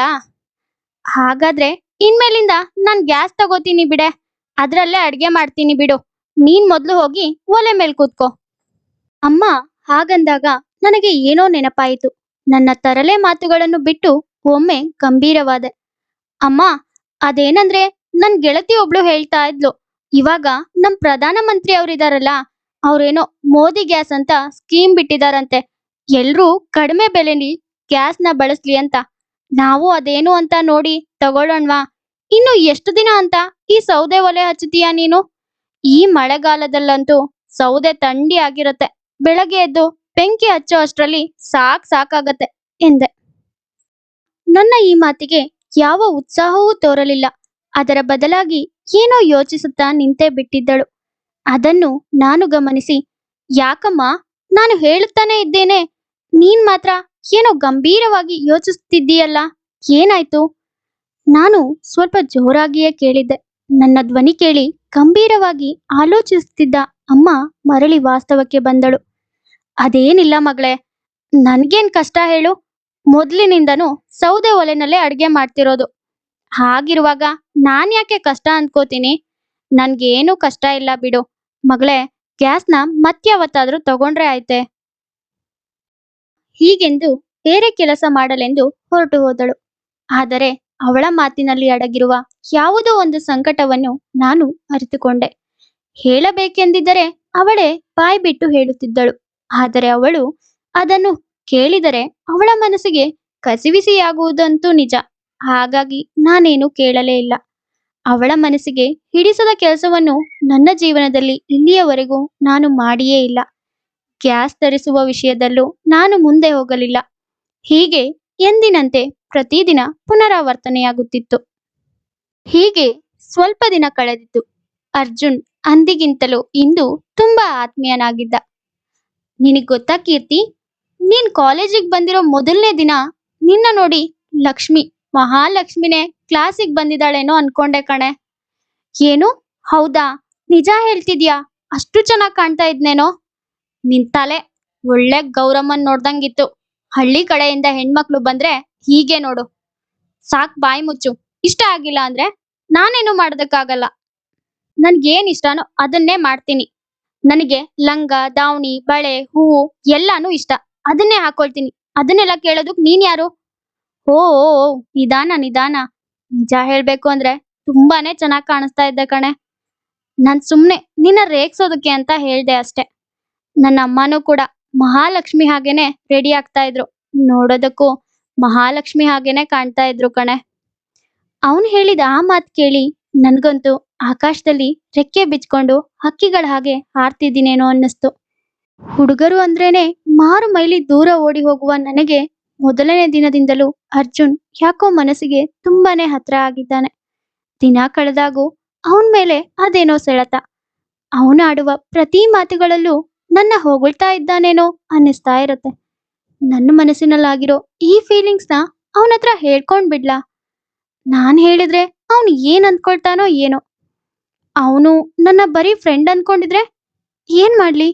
ಹೀಗೆ ಅವನ ಪಕ್ಕದಲ್ಲಿಯೇ ಕುಳಿತು ಏನೇನೋ ಯೋಚನೆ ಮಾಡುತ್ತಾ ಇದ್ದೆ. ಅಷ್ಟರಲ್ಲಿ ಅರ್ಜುನ್, ಏನೋ ಮಾರಯ್ಯ, ಅವಾಗೆಲ್ಲ ನನ್ ಜೊತೆ ಮಾತಾಡ್ಕೊಂಡಿರ್ತಾ ಇದ್ದೆ. ಆದ್ರೆ ಇವಾಗಂತೂ ಯಾವಾಗ್ಲೂ ಕೀರ್ತಿ ಜೊತೆಗೆ ಮಾತಾಡ್ತಾ ಇರ್ತೀಯ. ನಾವೆಲ್ಲ ನೆನ್ಪಿದ್ವೇನೋ ನಿನ್ಗೆ? ರವಿ ಕೇಳಿರುವ ಈ ಪ್ರಶ್ನೆಗೆ ಅರ್ಜುನ್ ಬಳಿ ಯಾವ ಉತ್ತರವೂ ಇರಲಿಲ್ಲ. ಹಾಗಾಗಿ ಏನೂ ಮಾತಾಡದೆ ಅವನ ಹಿಂದೆ ಸುಮ್ಮನೆ ಹಿಂಬಾಲಿಸಿದ. ಅದೇನೋ ಗೊತ್ತಿಲ್ಲ, ಅವನ್ ನನ್ನಿಂದ ದೂರ ಹೋಗ್ತಿದ್ದಾನೆ ಅಂದ್ರೆ ನನ್ ಮನ್ಸಲ್ಲಿ ಅದೇನೋ ತಳಮಳ. ಅದರ ಮಧ್ಯದಲ್ಲಿ ಅವನ ಸುತ್ತಲೂ ದುಂಬಿಗಳು ಹೂವಿನ ಸುತ್ತ ಮುತ್ತಿರುವ ಹಾಗೆ ನಮ್ಮ ತರಗತಿಯ ಹುಡುಗಿಯರೆಲ್ಲರೂ ಅವನ ಸುತ್ತುವರೆದಿದ್ದರು. ಅದನ್ನು ನೋಡಿದ ನನಗೆ ಹೊಟ್ಟೆ ಉರಿಯೋದು ಜಾಸ್ತಿನೇ ಆಯ್ತು. ಏನಮ್ಮ ಕೀರ್ತಿ, ನಮ್ ಕ್ಲಾಸಿನ ಹುಡ್ಗಿರೆಲ್ಲ ಅವನ್ ಪಕ್ಕ ಇದ್ದಾರೆ ಅಂತ ಹೊಟ್ಟೆ ಉರ್ಕೋತಾ ಇದ್ಯಾ ಹೇಗೆ? ಮುಖ ಎಲ್ಲ ಫುಲ್ ಕೆಂಪಾಗಿದೆ. ಹೇ, ಹಾಗೆಲ್ಲ ಏನೂ ಇಲ್ಲ ಕಣೆ. ಸುಮ್ನೆ ಹಾಗೆ ನೋಡ್ತಾ ಇದ್ದೆ. ಸ್ನೇಹ ಕೇಳಿದ ಈ ಪ್ರಶ್ನೆಗೆ ನನ್ನ ಉತ್ತರ ತಪ್ಪು ಅನ್ನುವುದು ಸ್ನೇಹನಿಗೂ ತುಂಬಾ ಚೆನ್ನಾಗಿಯೇ ಗೊತ್ತಿತ್ತು. ಆದರೂ ಕೂಡ ಅವಳೇನು ಮತ್ತೆ ಮತ್ತೆ ನನ್ನ ಪೀಡಿಸಲಿಲ್ಲ. ಸುಮ್ಮನೆ ಮುಗುಳ್ನಕ್ಕಳು. ಎಲ್ಲರ ಜೊತೆಗೂಡಿ ಎಕ್ಸಾಮ್, ಇಂಟರ್ನಲ್ಸ್, ಲ್ಯಾಬ್ ಅಂತೆಲ್ಲ ಮುಗಿಸುತ್ತಾ ಮುಗಿಸುತ್ತಾ ನಾವು ಸೆಕೆಂಡ್ ಇಯರ್ ಸೆಕೆಂಡ್ ಸೆಮ್ಮಿಗೆ ಬಂದಿದ್ದೆವು. ನಾನು ಮೊದ್ಲಿನ ಹಾಗಿಲ್ಲ. ಯಾರನ್ನು ನೋಡಿ ಹೆದರುವುದೂ ಇಲ್ಲ. ತುಂಬಾ ಧೈರ್ಯ ಬಂದಿದೆ ನನ್ಗೆ. ಹಾಗಾಗಿಯೇ ಫೈನಲ್ ಇಯರ್ ಸ್ಟೂಡೆಂಟ್ಗೆ ಫೇರ್ವೆಲ್ ಪಾರ್ಟಿ ಫಂಕ್ಷನ್ನಲ್ಲಿ ಭರತನಾಟ್ಯ ಕೂಡ ಮಾಡಿದ್ದೆ. ಕಾಲೇಜಿನಲ್ಲಿ ಯಾರಿಗೂ ಮುಖಪರಿಚಯವೂ ಇಲ್ಲದಿರುವ ನಾನು ಈ ಸ್ಟೇಜ್ ಫಂಕ್ಷನ್ನಿಂದ ನನ್ನ ಪರಿಚಯ ಇಲ್ಲದಿರುವವರಿಗೂ ನಾನು ಇಷ್ಟ ಆದೆ. ಅವನೇ ಕಾರ್ತಿಕ್, ಫೈನಲ್ ಇಯರ್ ಬಿ.ಕಾಮ್ ಸ್ಟೂಡೆಂಟ್. ನಮ್ಮ ಕಾಲೇಜಿನಲ್ಲಿ ಎಲ್ಲರೂ ಒಂದೇ ಅನ್ನೋ ಭಾವನೆ. ಹಾಗಾಗಿ ಎಲ್ಲಾ ಬ್ರಾಂಚ್ನವರು ಸೇರಿ ಫಂಕ್ಷನ್ ಮಾಡ್ತಾ ಇದ್ವಿ. ಕಾರ್ತಿಕ್ ನೋಡೋದಕ್ಕೆ ಸ್ವಲ್ಪ ರೌಡಿ. ಅವನ ವರ್ತನೆ ಕೂಡ ಹಾಗೇನೆ. ನಾನ್ ಮಾಡಿರೋ ಸ್ಟೇಜ್ ಡ್ಯಾನ್ಸ್ ನೋಡಿ ನಾನು ಇಷ್ಟ ಆಗಿದ್ದೀನಂತೆ. ಹಾಗಾಗಿ ಫಂಕ್ಷನ್ ಮುಗಿದ ಮಾರನೇ ದಿನ ನನಗ್ ಪ್ರಪೋಸ್ ಮಾಡ್ಬೇಕು ಅಂತ ಡಿಸೈಡ್ ಆಗಿದ್ನಂತೆ. ನಾನು ಮತ್ತೆ ಅರ್ಜುನ್ ಕಾಲೇಜ್ ಫೀಲ್ಡ್ನಲ್ಲಿ ಸುಮ್ಮನೆ ವಾಕಿಂಗ್ ಮಾಡ್ತಾ ಇದ್ವಿ. ಸೀನಿಯರ್ ಕಾರ್ತಿಕ್ ಸಡನ್ ಆಗಿ ನಮ್ಮ ಎದುರಿಗೆ ಬಂದ. ಅವನ್ ನೋಡಿ ನಾನ್ ತುಂಬಾ ಗಾಬರಿಯಾದೆ. ಹಾಯ್ ಕೀರ್ತಿ, ನೀನ್ ನಿನ್ನೆ ಮಾಡಿರೋ ಡ್ಯಾನ್ಸ್ಗೆ ನಾನಂತೂ ಫಿದಾ ಆಗ್ಬಿಟ್ಟೆ ಕಣೆ. ನೋಡು, ನಾನ್ ನಿನ್ನ ಲವ್ ಮಾಡ್ತಾ ಇದ್ದೀನಿ. ನಿನಗ್ ಒಪ್ಗೆ ಇದೆಯೋ ಇಲ್ಲ ಅಂತ ಕೇಳೋಕ್ ಬಂದಿಲ್ಲ. ನಾನ್ ಲವ್ ಮಾಡ್ತಾ ಇದ್ದೀನಿ ಅಂದ್ಮೇಲೆ ನೀನು ಮಾಡ್ಲೇಬೇಕು. ಅದನ್ನೇ ಹೇಳೋಕ್ ಬಂದಿದ್ದೀನಿ. ಕಾರ್ತಿಕ್ ನನ್ನ ಒಪಿನಿಯನ್ನ ಕೇಳೋದಕ್ ಬಂದೇ ಇರ್ಲಿಲ್ಲ. ಅವನು ಆರ್ಡರ್ ಅಂತ ನನ್ ಮೇಲೆ ಪಾಸ್ ಮಾಡೋದಕ್ ಬಂದಿದ್ದ. ಅವನ್ ಹೇಳಿದ ರೀತಿ ನೋಡಿ ಅರ್ಜುನ್ಗೆ ತುಂಬಾನೇ ಕೋಪ ಬಂತು. ನೋಡು ಕಾರ್ತಿಕ್, ಸುಮ್ನೆ ಇಲ್ಲಿಂದ ಹೊರಟೋಗು. ಕೀರ್ತಿ ಸುದ್ದಿಗ್ ಬರ್ಬೇಡ. ಓಹೋ, ನಿನಗ್ಯಾಕೋ? ನೀನೇನ್ ಲವ್ವರಾ? ಇಲ್ಲ ತಾನೆ? ನಾನು ಅವಳು ಏನೋ ಒಂದ್ ಮಾತಾಡ್ತೀವಿ, ಮಧ್ಯದಲ್ಲಿ ನಿಂದೇನೋ? ನೋಡು ಕಾರ್ತಿಕ್, ನಾನ್ ಇವಾಗ್ಲೇ ಹೇಳಿದೀನಿ, ಸುಮ್ನೆ ನನ್ನ ರೇಗಿಸ್ಬೇಡ. ಇಲ್ಲಿಂದ ಮೊದ್ಲು ಹೊರಟೋಗು. ಇವಳ್ ಸುದ್ದಿಗ್ ಬರ್ಬೇಡ ನೀನು. ಏನು ಇಷ್ಟೆಲ್ಲ ವಹಿಸ್ಕೊಂಡ್ ಮಾತಾಡ್ತಾ ಇದ್ಯಾ? ಏನಾದ್ರೂ ನಡೀತಾ ಇದ್ಯಾ? ಯಾರಿಗೂ ಗೊತ್ತಾಗ್ದಿದ್ದಾಗೆ ನಿಮ್ಮಿಬ್ರದ್ದು? ಕಾರ್ತಿಕ್ ಆಡೋ ಈ ಅಸಂಬದ್ಧ ಮಾತು ಕೇಳಿ ಅರ್ಜುನ್ಗೆ ತುಂಬಾನೇ ಕೋಪ ಬಂತು. ಅದೇ ಕೋಪದಲ್ಲಿ ತಾನು ಏನ್ ಮಾಡ್ತಾ ಇದ್ದೀನಿ ಅಂತಾನು ತಿಳಿದೇನೆ ಅರ್ಜುನ್ ಕಾರ್ತಿಕ್ ಮೇಲೆ ಕೈ ಮಾಡ್ದ. ಹೊಡ್ದಿರೋ ಏಟಿಂದ ಸೀನಿಯರ್ ಕಾರ್ತಿಕ್ಗೆ ತುಂಬಾನೇ ಪೆಟ್ಟಾಗಿತ್ತು. ಆಗಿರೋ ಈ ಜಗಳದಿಂದ ಕಾಲೇಜ್ ತುಂಬಾ ನಾವಿಬ್ರು ಪ್ರೀತಿ ಮಾಡ್ತಿದೀವಿ ಅಂತ ಅವ್ರವ್ರೇ ಅಂದ್ಕೊಳ್ಳೋದಕ್ ಶುರು ಮಾಡಿದ್ರು. ಆದ್ರೆ ಯಾವತ್ತೂ ಅವ್ರು ಯಾರು ಬಾಯ್ ಬಿಟ್ಟು ನಮ್ಮ ಹತ್ರ ಕೇಳಿದ್ದೇ ಇಲ್ಲ. ಬಹುಶಃ ನಮ್ಮ ಹತ್ರ ಕೇಳಿದ್ರೆ ಅವ್ರಿಗೂ ಗೊತ್ತಾಗ್ತಿತ್ತು ಅನ್ಸುತ್ತೆ, ನಮ್ಮಿಬ್ರ ಮಧ್ಯೆ ಅವ್ರು ಅಂದ್ಕೊಂಡಿರೋ ಹಾಗೆ ಏನೂ ಇಲ್ಲ ಅಂತ. ಕೊನೆಗೂ ಫೈನಲ್ ಇಯರ್ ಬಂದ್ವಿ. ದಿನಗಳು ಕಳೆದಿದ್ದು ಗೊತ್ತೇ ಆಗಿಲ್ಲ. ಆದರೆ ನನಗೆ ಆ ವರ್ಷ ಮರೆಯುವುದಕ್ಕೆ ಆಗದೇ ಇರುವಂತ ವರ್ಷ ಆಗಿ ಉಳಿಯಿತು. ಯಾಕೆಂದರೆ ನನ್ನ ಜೀವನದಲ್ಲಿ ನನ್ನ ಪ್ರಪಂಚವೇ ಆಗಿರೋ ನನ್ನಮ್ಮ ರಾತ್ರಿ ಮಲಗಿದವಳು ಬೆಳಗ್ಗೆ ನನ್ನ ಎಬ್ಬಿಸುವುದಕ್ಕೆ ಕರೆಯಲೇ ಇಲ್ಲ. ಅದೇನೋ ಗೊತ್ತಿಲ್ಲ, ಆ ದೇವರಿಗೂ ನಾನು ಒಂಟಿಯಾಗಿಯೇ ಇರಬೇಕು ಅನ್ನುವ ಆಸೆ ಇತ್ತು ಅನ್ನಿಸುತ್ತೆ. ನನ್ನ ಜೀವನದಲ್ಲಿ ಅಪ್ಪನ್ನ ಕಳ್ಕೊಂಡಿರೋ ನೋವುಗಿಂತಾನೂ ಅಮ್ಮನ್ನ ಕಳ್ಕೊಂಡಾಗ ತುಂಬಾನೇ ನೋವಾಯ್ತು. ಪ್ರಪಂಚವೇ ಸ್ತಬ್ಧವಿರುವ ಹಾಗೆ ನನ್ನ ಮನಸ್ಸು ನಿಶಬ್ದವಾಗಿ ಕೊರಗುತ್ತಾ ಇತ್ತು. ಅಮ್ಮ ಹೇಳಿದ ಹಾಗೆ ಮುಂದಿನ ಜೀವನ ನಾವು ಮಾಡಲೇಬೇಕು. ಹೊಸ ಪ್ರಪಂಚ ನಮಗೆ ಸಿಕ್ಕೇ ಸಿಗುತ್ತದೆ. ಅದೇ ಭರವಸೆಯಲ್ಲಿ ವಾರ ಕಳೆದ ಮೇಲೆ ಕಾಲೇಜಿಗೆ ಬಂದೆ. ಹೇ ಕೀರ್ತಿ, ಇದು ಫೈನಲ್ ಇಯರ್ ಅಲ್ವಾ? ಕಾಲೇಜ್ ಮುಗಿಯತ್ತೆ. ಹಾಗಾಗಿ ನಮ್ ಕ್ಲಾಸ್ನವರೆಲ್ಲ ಸೇರಿ ಟ್ರಿಪ್ ಪ್ಲಾನ್ ಮಾಡಿದ್ದಾರೆ ಕಣೆ. ನೀನು ಬರ್ತೀಯಾ ಅಲ್ವಾ? ಸ್ನೇಹ ನಾನು ತರಗತಿಯೊಳಗೆ ಹೋದ ಕೂಡಲೇ ಹೀಗೆಂದು ಕೇಳಿದಳು. ಅವಳು ಕೇಳಿರುವ ಈ ಪ್ರಶ್ನೆಗೆ ನನ್ನ ಬಳಿ ಯಾವ ಉತ್ತರವೂ ಇರಲಿಲ್ಲ. ಆದರೂ ಅವಳು ಕೇಳಿರುವುದಕ್ಕೆ ಉತ್ತರಿಸಲೇಬೇಕಾಗಿತ್ತು. ಇಲ್ವೇ, ನನಗ್ ಮನ್ಸಿಲ್ಲ, ನಾನು ಎಲ್ಲಿಗೂ ಬರೋದಿಲ್ಲ, ಹೀಗೆಂದು ಹೇಳಿದೆ. ಅಷ್ಟರಲ್ಲಿ ಅರ್ಜುನ್ ನನ್ನ ಪಕ್ಕ ಬಂದು ಕುಳಿತ. ಕೀರ್ತಿ, ನೀನ್ ಇವಾಗ ಯಾವ ಸಿಚುವೇಶನ್ ಅಲ್ಲಿ ಇದೀಯಾ ಅಂತ ನನ್ಗೂ ಅರ್ಥ ಆಗುತ್ತೆ. ಆದ್ರೆ ನೀನ್ ನಮ್ ಜೊತೆಗ್ ಬಂದ್ರೆ ಮೈಂಡ್ ಫ್ರೀ ಆಗುತ್ತೆ ಕಣೆ. ಪ್ಲೀಸ್, ಸ್ಪಾನ್ಸರ್ ನಾನೇ ಮಾಡ್ತೀನಿ, ನೀನ್ ನನ್ ಜೊತೆಗ್ ಬಾ. ಅರ್ಜುನ್ ಕೇಳಿದ ರೀತಿ ನೋಡಿ ಆಗಲ್ಲ ಅನ್ನೋದಕ್ಕೆ ಮನಸ್ಸೇ ಬರಲಿಲ್ಲ. ತಂದೆ ತಾಯಿನ ಕಳ್ಕೊಂಡಿರೋ ನನ್ಗೆ ಇವಾಗ ನನ್ ಪ್ರಪಂಚ ಆಗಿರೋನು ಅವನೇ. ಹಾಗಾಗಿ ನಾನು ಟ್ರಿಪ್ಪಿಗೆ ಬರ್ತೀನಿ ಅಂತ ಒಪ್ಕೊಂಡೆ. ಮಾರನೇ ದಿನ ಎಲ್ರೂ ಒಟ್ಟಾಗಿ ಟ್ರಿಪ್ಪಿಗೆ ಅಂತ ಹೋದ್ವಿ. ಹಸಿರಾಗಿರುವ ಮಲೆನಾಡು, ಅಲ್ಲಿನ ಹಸಿರು ವಾತಾವರಣ, ಮೈದುಂಬಿ ಹರಿಯುವ ನದಿಗಳು, ಜೋಗ ಜಲಪಾತಗಳು, ಇವೆಲ್ಲವನ್ನೂ ನೋಡುವುದಕ್ಕೆ ಅದೇನೋ ಮನಸ್ಸಿಗೆ ಆನಂದ. ಆಗುಂಬೆಯ ರಾಮೇಶ್ವರದ ಬಳಿ ಇರುವ ಕೂಡಲು ತೀರ್ಥಕ್ಕೆ ಎಲ್ಲರೂ ಹೋಗಲೇಬೇಕೆಂದು ಮೊದಲೇ ನಿರ್ಧಾರ ಮಾಡಿದ್ದರು. ನಾನು ಅವರೊಟ್ಟಿಗೆ ಮನಸ್ಸಿಲ್ಲದಿದ್ದರೂ ಮನಸ್ಸನ್ನು ಒಗ್ಗಿಸಿ ಹೋದವಳು. ಹಾಗಾಗಿ ನನಗೆ ಯಾವುದೇ ಅಪೇಕ್ಷೆಗಳಿರಲಿಲ್ಲ. ಅವರೆಲ್ಲರೂ ಒಟ್ಟಾಗಿ ಎಲ್ಲಿಗೆ ಹೋಗುತ್ತಾರೋ ಅಲ್ಲಿಗೆ ಅವರ ಜೊತೆ ಹೋಗುತ್ತಿದ್ದೆ. ಮಲೆನಾಡಿನಲ್ಲಿ ವಿಪರೀತವಾದ ಮಳೆ ಆದ ಕಾರಣ ನಾವು ಆ ಮಳೆಯಲ್ಲಿ ಮುಂದೆ ಸಾಗಲಾಗಲಿಲ್ಲ. ಕೂಡ್ಲು ಜಲಪಾತದಲ್ಲಿ ಕಾಡಿನೊಳಗೆ ಸ್ವಲ್ಪ ಕಿರಿದಾದ ದಾರಿ. ಅದರ ಮಧ್ಯೆ ಸಾಗುತ್ತಿದ್ದಾಗಲೇ ಮಳೆರಾಯನ ಆರ್ಭಟ ಹೆಚ್ಚಾಗುತ್ತಲೇ ಹೋಯಿತು. ವಿಪರೀತ ಮಳೆಯಾದ್ದರಿಂದ ನಾವು ಮುಂದೆ ಸಾಗಲೂ ಆಗಲಿಲ್ಲ, ಹಿಂದೆ ವಾಪಸ್ಸಾಗಲೂ ಆಗಲಿಲ್ಲ. ಆ ಮಳೆಯಲ್ಲಿ ಜಲಪಾತದ ಬಳಿ ಯಾರನ್ನೂ ಬಿಡುವುದಿಲ್ಲ. ಹಾಗಾಗಿ ನಾವು ವಾಪಸ್ ಹಿಂದಿರುಗಬೇಕಾಗಿತ್ತು. ಆದರೆ ವಿಪರೀತವಾದ ಮಳೆಯಿಂದ ಅಲ್ಲಿಯೇ ಮರದ ಬಳಿ ನಿಲ್ಲಬೇಕಾಯಿತು. ಮಳೆಗೆ ಮೈಯೆಲ್ಲ ಒದ್ದೆಯಾಗಿದ್ದರಿಂದ ಅರ್ಜುನ್ ಮತ್ತೆ ನಾನು ಒಂದು ದೊಡ್ಡ ಮರದ ಕೆಳಗೆ ಮಳೆಗೆ ಅಡ್ಡಲಾಗಿ ನಿಂತೆವು. ಮಳೆರಾಯನ ಆರ್ಭಟಕ್ಕೆ ನಾನು ಮತ್ತೆ ಅರ್ಜುನ್ ಇನ್ನಷ್ಟು ಒದ್ದೆಯಾಗಿದ್ದೆವು. ಹಸಿರು ಬಣ್ಣದ ರವಿಕೆ, ಹಳದಿ ಬಣ್ಣದ ಲಂಗ, ಅದಕ್ಕೆ ಹಸಿರು ಬಣ್ಣದ ದಾವಣಿ, ಎಂದಿನಂತೆಯೇ ತಲೆಗೆ ಮಲ್ಲಿಗೆ ಹೂವು, ಕೈಗೆ ಬಳೆ, ಹಣೆಗೆ ಬಿಂದಿ, ಕಣ್ಣಿಗೆ ಕಾಡಿಗೆ ಎಲ್ಲವನ್ನೂ ಹಚ್ಚಿದ್ದೆ. ಮರದ ಎಲೆಗಳ ನಡುವೆ ಮಳೆಯ ಹನಿಗಳು ತಾಮುಂದು ನಾಮುಂದು ಎಂದು ಬಂದು ನನ್ನ ಮೈ ಮೇಲಿಂದ ಜಾರಿ ಭೂಮಿ ಸೇರುತ್ತಿದ್ದವು. ಅದೇನೋ ತಿಳಿಯುತ್ತಿಲ್ಲ, ನನ್ನ ಮನಸ್ಸು ಹಾದಿ ತಪ್ಪುತ್ತಿದೆ. ಅರ್ಜುನ್ ಎಂದಿಗಿಂತಲೂ ಇಂದು ನನಗೆ ವಿಭಿನ್ನವಾಗಿ ಕಾಣುತ್ತಿದ್ದಾನೆ. ಅವನ ಕಣ್ಣೋಟ ನನ್ನ ಕಣ್ಣುಗಳನ್ನು ಬಿಟ್ಟು ನನ್ನ ಮೈ ಮೇಲೆ ಹಾದು ಹೋಗುತ್ತಿವೆ. ಮೈಯೆಲ್ಲ ಒದ್ದೆ ಆಗಿರುವುದರಿಂದ ನಾನು ಹಾಕಿರುವ ಬಟ್ಟೆಗಳೆಲ್ಲ ನನಗೆ ಇನ್ನೂ ಸಮೀಪವಾಗಿ ಅಂಟಿಕೊಂಡಿವೆ. ಅವನ ಕಣ್ಣಿಗೆ ನಾನು ಬಟ್ಟೆಯನ್ನೇ ಹಾಕಿರದಂತೆ ಕಾಣುತ್ತಿದ್ದೇನೆ. ಆದರೂ ಅವನ ಕಣ್ಣು ಸ್ವಲ್ಪವೂ ಹಂದಾಡದೆ ನನ್ನ ಎದೆ, ಸೊಂಟ, ತುಟಿ, ಕಾಲುಗಳನ್ನೇ ನೋಡುತ್ತಿದ್ದಾವೆ. ಆ ಕ್ಷಣ ನನಗೆ ಏನು ಮಾಡಬೇಕೆಂದು ತಿಳಿಯದೆ ಅವನ ಸಮೀಪದಿಂದ ಸ್ವಲ್ಪ ದೂರ ಸರಿದೆ. ಅದೇನೋ ತಿಳಿಯದು, ಅರ್ಜುನ್ ಎಂದೂ ಹೀಗೆ ವರ್ತಿಸಿರಲಿಲ್ಲ. ಇಂದು ನನ್ನ ಸೊಂಟದ ಮೇಲೆ ಅವನ ಕೋಮಲವಾದ ಬೆರಳುಗಳನ್ನಿಟ್ಟು ಅವನ ಬಾಹುಗಳಿಂದ ಅವನೆಡೆಗೆ ಎಳೆದುಕೊಂಡ. ನನಗೆ ಅವನ ಈ ವರ್ತನೆ ಹೊಸದು. ಒಮ್ಮೆ ಮನಸ್ಸು ಕಾಜಿನಂತೆ ಜಲ್ಲೆಂದಿತು. ನಾನು ಬಿಟ್ಟ ಕಣ್ಣು ಬಿಟ್ಟಂತೆಯೇ ಅವನನ್ನೇ ನೋಡುತ್ತಾ ನಿಂತೆ. ಅವನು ತುಟಿಯಲ್ಲಿ ಕಿರುನಗೆ ಬೀರುತ್ತಾ ನನ್ನ ತುಟಿಯ ಹತ್ತಿರ ಅವನ ತುಟಿ ತಂದನು. ನನಗೆ ಯಾಕೋ ಜೀವವೇ ಹೋದಂತಾಗಿತು. ಮೈ ನರನಾಡಿಗಳೆಲ್ಲ ಎಡಬಿಡದೆ ಚಲಿಸುತ್ತಿದ್ದವು. ಅವನ ಹಿಡಿತವನ್ನು ಬಿಡಿಸಿಕೊಳ್ಳಬೇಕೆಂದು ಎಷ್ಟೇ ಪ್ರಯತ್ನಿಸಿದರೂ ಅವನು ತನ್ನ ಹಿಡಿತವನ್ನು ಇನ್ನಷ್ಟು ಬಿಗಿ ಮಾಡುತ್ತಾ ಹೋದ. ಕೊನೆಗೂ ನನ್ನ ಪ್ರಯತ್ನವನ್ನು ವಿಫಲ ಮಾಡಿ ಅವನ ತುಟಿಗಳಿಂದ ನನ್ನ ತುಟಿಗಳ ಮೇಲೆ ಸಿಹಿಯಾದ ಮುತ್ತಿನ ಮುದ್ರೆ ಒತ್ತಿದ. ನನಗೇ ತಿಳಿಯದಲೇ ನಾನು ಅವನನ್ನು ಗಟ್ಟಿಯಾಗಿ ಅಪ್ಪಿಕೊಂಡೆ. ಅಷ್ಟರಲ್ಲಿ, ಹೇ ಅರ್ಜುನ್, ಎಲ್ಲಿದೆಯೋ? ಮಳೆ ಎಲ್ಲ ನಿಂತಿದೆ, ಬೇಗ ಬಾ, ವಾಪಸ್ ಹೋಗೋಣ. ಫಾಲ್ಸ್ ಒಳಗೆ ಎಂಟ್ರಿ ಇಲ್ವಂತೆ, ತುಂಬಾ ಮಳೆ ಇದೆಯಲ್ಲ ಅದಕ್ಕೆ ಎಂದು ರವಿ ಜೋರಾಗಿ ಕೂಗಿದ. ಧ್ವನಿ ಕೇಳಿ ಇಬ್ಬರಲ್ಲಿಯೂ ಒಮ್ಮೆ ಜೀವ ನಡುಗಿ ವಾಸ್ತವಕ್ಕೆ ಬಂದು ತಟ್ಟನೆ ದೂರ ಸರಿದೆವು. ಅದೇನೋ ತಿಳಿಯದೆ ಮಾಡಿರುವ ಪ್ರೇಮ ಪ್ರಣಯ ದಿನಪೂರ್ತಿ ಒಬ್ಬರನ್ನೊಬ್ಬರು ಕಣ್ಣಿಟ್ಟು ನೋಡುವ ಪ್ರಯತ್ನವೇ ಮಾಡಿರಲಿಲ್ಲ. ಅಂತೂ 2 ದಿನದ ಟ್ರಿಪ್ ಮುಗಿಸಿ ಮನೆಗೆ ಮರಳಿದೆವು. ಮನೆಯಲ್ಲಿ ಮಲಗಿ ಮೊನ್ನೆ ನಡೆದ ಸಿಹಿ ಘಟನೆಗಳನ್ನು ನೆನೆಯುತ್ತಾ, ಐ ಥಿಂಕ್ ಅರ್ಜುನ್ಗೆ ಕೂಡ ನಾನು ಇಷ್ಟ ಇದ್ದೀನಿ ಅನ್ಸುತ್ತೆ. ಏನಾದ್ರೂ ಆಗ್ಲಿ, ನಾಳೆ ಹೋಗಿ ಅವನ ಬಳಿ ನನ್ನ ಪ್ರೀತಿ ಬಗ್ಗೆ ಎಲ್ಲ ವಿಷಯನೂ ಹೇಳ್ಕೋಬೇಕು.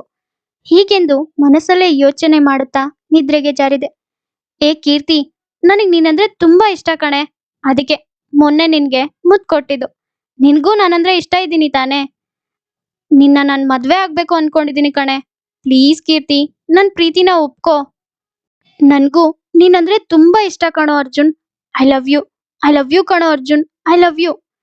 ಟ್ರಿನ್ ಟ್ರಿನ್ ಟ್ರಿನ್ ಟ್ರಿನ್ ಎಂದು ಒಂದೇ ಸಮನೆ ಅಲಾರಾಂ ಕೂಗಿದ ಶಬ್ದಕ್ಕೆ ತಟ್ಟನೆ ಎಚ್ಚರಗೊಂಡೆ. ಓ, ಇದು ಕನಸು ಅಂತ ಆಗ ತಿಳಿಯಿತು. 3 ದಿನಗಳ ನಂತರ ಕೊನೆಯ ಎಕ್ಸಾಮ್ ಹೊಂದಿದೆ. ಆ ಎಕ್ಸಾಮ್ ಮುಗಿಸಿ ಅರ್ಜುನ್ಗೆ ಪ್ರಪೋಸ್ ಮಾಡಬೇಕು ಅನ್ಕೊಂಡು ಕಾಲೇಜಿಗೆ ಹೋದೆ. ಆದರೆ ಕಾಲೇಜಿನಲ್ಲಿ ಅದೇನೋ ಸಡಗರ. ಆ ಸಡಗರವೇನೆಂದು ತಿಳಿಯುವ ಸಮಯ ನನಗಿರಲಿಲ್ಲ. ಹಾಗಾಗಿ ಅವಸರದಲ್ಲಿ ಕ್ಲಾಸ್ ರೂಮಿನ ಒಳಗೆ ಹೋದೆ. ಎಕ್ಸಾಮ್ ಮುಗಿಸಿದ ನಂತರ ಈ ಸಡಗರವೇನೆಂದು ನನಗೆ ತಿಳಿಯಿತು. ರವಿ, ಏನು ಇವತ್ ಕಾಲೇಜ್ ಇಷ್ಟೊಂದು ಸ್ಪೆಷಲ್ ಆಗಿ ಕಾಣಿಸ್ತಾ ಇದೆ? ಏನಾದ್ರೂ ಫಂಕ್ಷನ್ ಇದೆಯೇನೋ? ಇದೇನೇ ಹೀಗೆ ಕೇಳ್ತಾ ಇದ್ಯಾ? ನಿನಗ್ ಗೊತ್ತಿಲ್ವಾ, ಇವತ್ತು ಅರ್ಜುನ್ ತಾಯಿ ಹುಟ್ಟಿದ್ದಿನ, ಅದೇ ಫಂಕ್ಷನ್ ಕಣೆ. ಅದೇನೋ ಸರಿ ಕಣೋ, ಅವ್ರ ತಾಯಿ ಹುಟ್ಟಿದ್ದಕ್ಕೆ ಕಾಲೇಜನ್ನ ಯಾಕೋ ಡೆಕೋರೇಟ್ ಮಾಡಿದೀರಾ? ಅಯ್ಯೋ, ಇದೇನೇ ಹೀಗೆ ಕೇಳ್ತಾ ಇದ್ಯಾ? ಈ ಕಾಲೇಜ್ ಅವ್ರ ಅಪ್ಪಂದೆ ಕಣೆ, ಅದಕ್ಕೆ ಮಾಡಿದ್ದಾರೆ. ರವಿ ಹೇಳಿದ ಮಾತು ಕೇಳಿ ನನಗೆ ಆಕಾಶವೇ ತಲೆಯ ಮೇಲೆ ಕುಸಿದು ಬಿದ್ದಂತಾಯಿತು. ಅಂದರೆ ನಾನು ಪ್ರೀತಿ ಹೇಳಬೇಕೆಂದಿರುವುದು ಇಷ್ಟು ದೊಡ್ಡ ವ್ಯಕ್ತಿಗ ಎಂದು ಒಮ್ಮೆ ನಡುಗಿ ಹೋದೆ. ಆಕಾಶಕ್ಕೂ ಭೂಮಿಗೂ ತುಂಬಾನೇ ವ್ಯತ್ಯಾಸ ಇದೆ. ಅದು ಯಾವತ್ತಿಗೂ ಒಂದಾಗಲು ಸಾಧ್ಯವೇ ಇಲ್ಲ ಅನ್ನೋದು ನನಗೆ ಗೊತ್ತು. ಹಾಗಾಗಿ ನನ್ನ ಪ್ರೀತಿನ ಅವನ ಬಳಿ ಹೇಳ್ಬಾರ್ದು ಅಂತ ನಿರ್ಧಾರ ಮಾಡಿದೆ. ಕೊನೆಯ ಬಾರಿ ಅವನನ್ನು ಒಮ್ಮೆ ಭೇಟಿಯಾಗಿ ಮುಂದೆ ಎಂದಿಗೂ ಅವನೆದುರು ಬರಬಾರದೆಂದು ಅವನಿದ್ದಲ್ಲಿಗೆ ಹೋದೆ. ಅಲ್ಲಿ, ಅರ್ಜುನ್, ಇವತ್ ಕಾಲೇಜ್ ಮುಗೀತು ಅಂದ್ರೆ ಇನ್ಯಾವತ್ತೂ ಸಿಗಲ್ಲ. ಹಾಗಾಗಿ ನಿನ್ ಪ್ರೀತಿನ ಕೀರ್ತಿ ಹತ್ರ ಹೇಳ್ಕೊಳೋ. ಇಲ್ಲ ರವಿ, ನಾನ್ ಹೇಳಲ್ಲ. ಯಾಕಂದ್ರೆ ಅಪ್ಪ ನನ್ಗೆ ಅಂತ ಹುಡುಗಿ ನೋಡಿದ್ದಾರೆ. ನಾನು ಅವಳನ್ನೇ ಮದ್ವೆ ಆಗ್ಬೇಕು ಅನ್ಕೊಂಡಿದೀನಿ. ಕೀರ್ತಿ ನನಗ್ ಬರೀ ಫ್ರೆಂಡ್ ಮಾತ್ರ ಕಣೋ.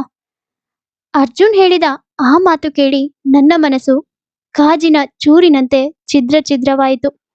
ನಾನ್ ಹೇಳಿದ್ದೆ ಅಲ್ವಾ, ಶ್ರೀಮಂತಿಕೆ ಇರೋ ಅವನಿಗೂ ಕಡು ಬಡತನ ಇರೋ ನನಗೂ ಆಕಾಶ ಭೂಮಿಯಷ್ಟು ವ್ಯತ್ಯಾಸ ಇದೆ ಎಂದು ಅದು ನಿಜವೆನಿಸಿತು. ಕ್ಷಣಕಾಲವೂ ಅಲ್ಲಿ ನಿಲ್ಲದೆ ಮನೆಗೆ ಹೊರಟು ಬಂದೆ. ಇದಾದ ನಂತರ ನಾನು ಅರ್ಜುನ್ನನ್ನು ಭೇಟಿ ಮಾಡುವ ಪ್ರಯತ್ನ ಮಾಡಲಿಲ್ಲ. ಅರ್ಜುನ್ ಕೂಡ ನನ್ನನ್ನು ಭೇಟಿ ಮಾಡುವ ಯಾವ ಪ್ರಯತ್ನವೂ ಮಾಡಿರಲಿಲ್ಲ. ಅವನ ನೆನಪುಗಳೇ ಅವನಿಗಿಂತಲೂ ಬಲು ಸನಿಹವಾಗಿದ್ದವು. 1 ತಿಂಗಳ ನಂತರ ಒಬ್ಬ ಶ್ರೀಮಂತ ವ್ಯಕ್ತಿ ನನ್ನ ಮನೆಯವರೆಗೂ ನನಗಾಗಿ ಹುಡುಕಿ ಬಂದಿದ್ದರು. ಅವರ ಪರಿಚಯ ನನಗೆ ಮಾತ್ರವೇ ಇತ್ತು. ಟ್ರಿಪ್ ಮುಗಿಸಿ ಬಂದು 3 ದಿನಗಳ ಕಾಲ ಮನೆಯಲ್ಲೇ ಇದ್ದಾಗ ಒಂದೊಮ್ಮೆ ಮನೆಯಿಂದ ಸಿಟಿ ಕಡೆ ಹೊರಟಾಗ ರಘುರಾಮ್ ಅವರು ಆಯಾಸದಿಂದ ರೋಡಿನ ಮಧ್ಯೆ ಬಿದ್ದಿದ್ದರು. ನನಗೆ ಏನು ಮಾಡಬೇಕೆಂದು ತೋಚದೆಯೇ ಅವರನ್ನು ಹತ್ತಿರವಿರುವ ಹಾಸ್ಪಿಟಲ್ಗೆ ಸೇರಿಸಿದೆ. ಟ್ರೀಟ್ಮೆಂಟ್ ಕೊಡಿಸಿದೆ. ಅವರು ಎಚ್ಚರಗೊಳ್ಳುವವರೆಗೂ ಪಕ್ಕದಲ್ಲಿಯೇ ಕುಳಿತು ನೋಡಿಕೊಂಡಿದ್ದೆ. ಅವರು ಎಚ್ಚರಗೊಂಡಾಗ, ನೀನು ಯಾರು ಅಂತ ನನಗೆ ಗೊತ್ತಿಲ್ಲ ಮಗಳೇ, ಆದ್ರೆ ನಿನ್ ವೇಷಭೂಷಣ ನೋಡಿದ್ರೆ ನನ್ನ ಹೆಂಡತಿಯ ನೆನಪಾಗುತ್ತೆ. ತುಂಬಾ ಮುದ್ದಾಗಿದ್ಯಾ. ನನ್ನ ಹೆಂಡತಿಯೂ ಹೀಗೆ ಸೀರೆ, ಬಳೆ, ಹೂವು, ಬಿಂದಿ ಇಟ್ಟು ಅಲಂಕಾರ ಮಾಡ್ಕೊಳ್ತಿದ್ಲು. ನನಗೂ ನೀವ್ಯಾರು ಅಂತ ಗೊತ್ತಿಲ್ಲ. ನಿಮ್ ಹೆಂಡತಿ ಮೊಬೈಲ್ ನಂಬರ್ ಕೊಟ್ರೆ ನಾನು ರಿಸೆಪ್ಷನ್ ಹತ್ರ ಹೋಗಿ ವಿಚಾರ ತಿಳಿಸ್ತೇನೆ. ಬೇಡ ಮಗಳೇ, ವಿಚಾರ ತಿಳಿಸುವಷ್ಟು ನನ್ನ ಹೆಂಡತಿ ಹತ್ತಿರವಿಲ್ಲ.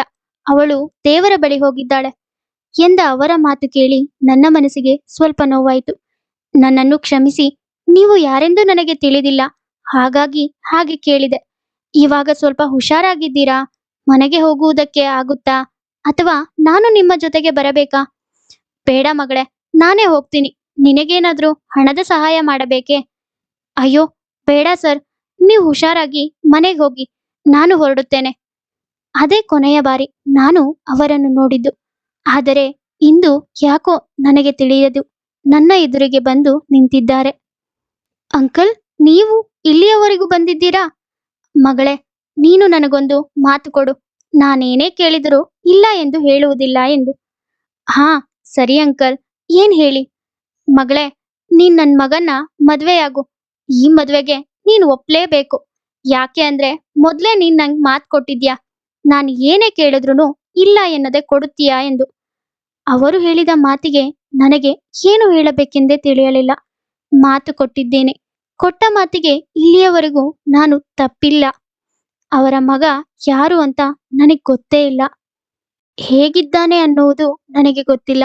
ಆದರೂ ಈ ಮದುವೆಗೆ ಒಪ್ಪಿಗೆ ಕೊಟ್ಟೆ. 1 ವಾರಕ್ಕೆ ನನ್ನ ಮದುವೆ. ದೊಡ್ಡದಾಗಿರೋ ಮದುವೆ ಹಾಲು, ಸುತ್ತಲೂ ಮಿನುಗುವ ಹುಳುಗಳ ಹಾಗೆ ಮಿನುಗುತ್ತಿರುವ ಲೈಟ್, ತರತರದ ಹೂವುಗಳಿಂದ ಅಲಂಕೃತವಾದ ಮದುವೆ ಮಂಟಪ, ಸಾವಿರಾರು ಸಂಬಂಧಿಕರು. ನನ್ನ ಪ್ರಪಂಚದಲ್ಲಿ ಇಷ್ಟೊಂದು ಜನರನ್ನು ಸಂಬಂಧಿಕರಾಗಿ ನೋಡಿಯೇ ಇರಲಿಲ್ಲ. ಆದರೆ ಇಲ್ಲಿ ಅದೆಷ್ಟೋ ಸಂಬಂಧಿಕರು. ಅತ್ತೆ, ಮಾವ, ಚಿಕ್ಕಮ್ಮ, ದೊಡ್ಡಪ್ಪ, ದೊಡ್ಡಮ್ಮ, ಅಣ್ಣ, ತಮ್ಮ, ಅಕ್ಕ, ತಂಗಿ ಎಲ್ಲರೂ ಒಟ್ಟಿಗೆ ಕುಳಿತು ಮಾತುಕತೆ ಮಾಡುತ್ತಿದ್ದಾರೆ. ಅಲ್ಲಿ ನನಗೆ ಅಂತ ಯಾರೂ ಇರಲಿಲ್ಲ. ಅಷ್ಟು ದೊಡ್ಡ ಮದುವೆ ಹಾಲಿನಲ್ಲಿ ನನಗೆ ಅಂತ ದೊಡ್ಡದೊಂದು ರೂಮ್. ಬಹುಶಃ ಅಲ್ಲಿರುವ ರೂಮ್ನ ವಿಸ್ತರಣಕ್ಕೆ ಹೋಲಿಸಿಕೊಂಡರೆ ನನ್ನ ಅಪ್ಪನ ಪೂರ್ತಿ ಮನೆಯೇ ಇತ್ತು. ಅಷ್ಟು ದೊಡ್ಡ ರೂಮ್ನಲ್ಲಿ ಕಿಟಕಿಯ ಬಳಿ ಬಂದು ಸುಮ್ಮನೆ ನಿಂತಿದ್ದೆ. ಅಲ್ಲಿಂದ ಹೊರ ನೋಡಿದರೆ ಪ್ರಕೃತಿ ಅತಿ ಸುಂದರವಾಗಿ ಕಾಣುತ್ತಿತ್ತು. ಹಕ್ಕಿಗಳ ಚಿಲಿಪಿಲಿ, ಕೋತಿಗಳು ಮರದಿಂದ ಮರಕ್ಕೆ ಹಾರುವುದು, ಮಳೆಯ ಹನಿಗಳು ಚಿಟಿ ಚಿಟಿ ಎಂದು ಸುರಿಯುತ್ತಿತ್ತು. ಈ ಸಮಯದಲ್ಲಿ ನನ್ನ ಅಮ್ಮ ಇದ್ದಿದ್ದರೆ ಅದೆಷ್ಟು ಖುಷಿ ಪಡುತ್ತಿದ್ದಳು ಎಂದು ಮನಸ್ಸಿನಲ್ಲಿಯೇ ನೆನೆದುಕೊಂಡು ಕಣ್ಣಿನ ಅಂಚಿನಲ್ಲಿ ನೀರು ಹೊರಬರಲು ಕಾಯುತ್ತಾ ಇತ್ತು. ಅಷ್ಟರಲ್ಲಿ ಕೀರ್ತಿ, ಮುಹೂರ್ತಕ್ಕೆ ಸಮಯ ಆಯ್ತು, ಬಾರಮ್ಮ ಹೋಗೋಣ. ಈ ಧ್ವನಿ ಯಾರದೆಂದು ನೋಡದೆ ಸುಮ್ಮನೆ ತಲೆ ಬಗ್ಗಿಸಿ ಮಂಟಪಕ್ಕೆ ಹೋಗಿ ನಿಂತೆ. ಆ ಕ್ಷಣ ನನ್ನ ಅರ್ಜುನ್ ಮನಸ್ಸಿನಾಳದಿಂದ ನೆನಪಿಗೆ ಬರುತ್ತಿದ್ದ. ವರನ ಜಾಗದಲ್ಲಿ ಅವನಿದ್ದಿದ್ದರೆ ಎಷ್ಟು ಚೆನ್ನಾಗಿರುತ್ತಿತ್ತು. ಆದರೆ ನನ್ನ ಅದೃಷ್ಟವೇ ಸರಿಯಿಲ್ಲ. ನಾನು ಇಷ್ಟಪಟ್ಟವರು ಯಾರೂ ನನ್ನ ಬಳಿ ಇರುವುದಿಲ್ಲ ಎಂದು ಮನಸ್ಸಿನಲ್ಲಿಯೇ ಕಣ್ಮುಚ್ಚಿ ದುಃಖಿಸುತ್ತಾ ನಿಂತಿದ್ದೆ. ಕಣ್ಣು ತೆರೆದು ನೋಡಿದರೆ ನನ್ನ ಕತ್ತಿನಲ್ಲಿ ನನಗೇ ತಿಳಿಯದೆಯೇ ಯಾರೋ ಕಟ್ಟಿರುವ ತಾಳಿ ನೇತಾಡುತ್ತಾ ಇತ್ತು. ನನ್ನ ಪ್ರಪಂಚವೇ ಕುಸಿದು ನೆಲಸಮವಾಯಿತು. ಇಂದಿನಿಂದ ಅರ್ಜುನ್ ನನ್ನ ಬದುಕಿನಲ್ಲಿ ಇಲ್ಲ ಎಂದು ಅರ್ಥವಾಯಿತು. ನನ್ನ ಹಣೆಬರಹದಲ್ಲೇನಿದೆಯೋ ಅದೇ ನಡೆಯುತ್ತದೆ ಎಂದು ಧೈರ್ಯ ತೆಗೆದುಕೊಂಡು ಮನೆಯ ಹೊಸಿಲು ದಾಟಿ ಒಳಬಂದೆ. ಅಷ್ಟಾದರೂ ನನ್ನ ಪತಿಯಾದವರು ಹೇಗಿದ್ದಾರೆ ಎಂದು ನೋಡಲೇ ಇಲ್ಲ. ಇನ್ನೇನು ನೋಡಿದರೂ ನೋಡದಿದ್ದರೂ ನಾನು ಅವರ ಹೆಂಡತಿಯೇ. ಬೇರಾವ ಆಲೋಚನೆಯೂ ಮಾಡಬಾರದು ಎಂದು ನಿರ್ಧಾರ ಮಾಡಿದೆ. ಯಾವುದೇ ಆಸಕ್ತಿ ಇಲ್ಲದ ನನಗೆ ಮದುವೆಯ ರಾತ್ರಿ ಅಲಂಕಾರ ಮಾಡಿ ರೂಮಿನೊಳಗೆ ಒಂದು ಲೋಟ ಹಾಲನ್ನು ಕೊಟ್ಟು ಕಳುಹಿಸಿದರು. ಇಷ್ಟವಿಲ್ಲದ ಮದುವೆ ಮಾತ್ರವೇ ಅಂದುಕೊಂಡಿದ್ದೆ. ಆದರೆ ಇಷ್ಟವಿಲ್ಲದವನ ಜೊತೆಗೆ ದೇಹವನ್ನು ಹಂಚಿಕೊಳ್ಳಬೇಕೆಂದು ಆಗ ಅರ್ಥವಾಯಿತು. ವಿಧಿಯಿಲ್ಲದೆ ರೂಮಿನ ಒಳಗೆ ಹೋದೆ. ಯಾರೂ ಇರಲಿಲ್ಲ. ಹಾಗಾಗಿ ಏನೋ ಯೋಚಿಸುತ್ತಾ ಸುಮ್ಮನೆ ಕುಳಿತು ಬಿಟ್ಟೆ. ನೋಡಿ, ನನಗ್ ನೀವ್ಯಾರು ಅಂತ ತಿಳಿದಿಲ್ಲ. ನಿಮ್ಗೂ ನಾನ್ ಯಾರು ಅಂತ ತಿಳಿದಿರೋದಿಲ್ಲ. ಹಾಗಾಗಿ ನಮ್ಮಿಬ್ಬರ ನಡುವೆ ಈ ಮೊದಲನೇ ರಾತ್ರಿ ಅವಶ್ಯಕತೆ ಇಲ್ಲ. ಸ್ವಲ್ಪ ಸಮಯದವರೆಗೂ ಇದ್ಯಾವುದೂ ಬೇಡ ಎನ್ನುವುದು ನನ್ನ ಅಭಿಪ್ರಾಯ. ಈ ಧ್ವನಿ ಕೇಳಿ ಎಲ್ಲಿಯೋ ಕೇಳಿದಂತಿದೆಯಲ್ಲ ಎಂದು ಮೆಲ್ಲನೆ ತಲೆ ಎತ್ತಿ ನೋಡಿದೆ. ಸುಂದರವಾದ ಮೈಕಟ್ಟನ್ನು ಹೊಂದಿರುವ ವ್ಯಕ್ತಿ ರೇಷ್ಮೆ ಅಂಚಿನ ಪಂಚೆ ಉಟ್ಟು ಬಿಳಿ ಶರ್ಟ್ ಹಾಕಿಕೊಂಡು ಕಿಟಕಿಯನ್ನು ನೋಡುತ್ತಾ ನಿಂತಿದ್ದರು. ಅವರನ್ನು ಒಮ್ಮೆ ನೋಡಲೇಬೇಕೆಂದು ಹತ್ತಿರ ಹೋದೆ. ಅರ್ಜುನ್, ನೀನಿಲ್ಲಿ? ಕೀರ್ತಿ, ನೀನು ಅಂದ್ರೆ ನಾನ್ ಮದ್ವೆ ಆಗಿರೋ ಹುಡ್ಗಿ ನೀನಾ? ಅಪ್ಪ ಹೇಳಿರೋ ಹುಡ್ಗಿ ಕೂಡ ನೀನೇ? ಅಂದ್ರೆ ರಘುರಾಮ್ ಅವರು ನಿನ್ ತಂದೆನಾ? ಏನ್ ನಡೀತಾ ಇದೆ ಅರ್ಜುನ್ ಇಲ್ಲಿ? ಅದು ಕೀರ್ತಿ, ಅವತ್ತು ಟ್ರಿಪ್ಪಿಗೆ ಹೋದಾಗ ನನಗ್ ಗೊತ್ತಿಲ್ದೇನೆ ಕಿಸ್ ಮಾಡಿದೆ.